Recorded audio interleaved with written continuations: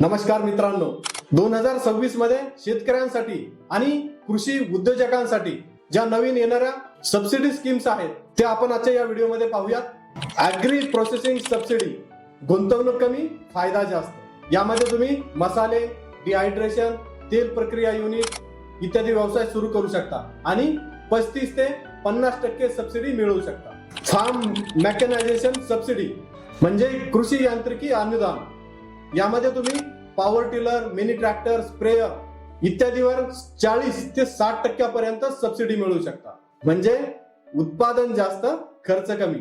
Solar pump योजना 2026, 3 HP ते 7.5 HP solar पंपवर 50 ते 70% सबसिडी तुम्हाला मिळणार आहे.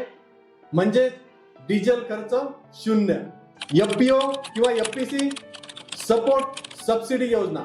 आता शेतकरी गटांना 18 ते 25 लाख इत्यादी पर्यंत तुम्हाला आर्थिक मदत मिळणार आहे स्टोरेज, प्रोसेसिंग आणि ब्रँडिंग साठी. म्हणजे FPO आणि FPC साठी मोठा फायदा.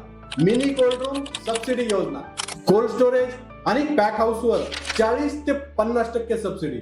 म्हणजे फळे आणि भाज्या खराब होण्याचा धोका कमी, नफा जास्त. कृषी व्यवसायासाठी कोणतीही सबसिडी किंवा फंडिंग घेण्यासाठी जर तुम्हाला अडचण येत असेल किंवा जर तुम्हाला कोणताही ॲग्री बिझनेस जर सुरू करायचा असेल तर आमच्याशी जरूर संपर्क करा. आम्ही पूर्णपणे तुमची मदत करायला तयार आहोत. धन्यवाद.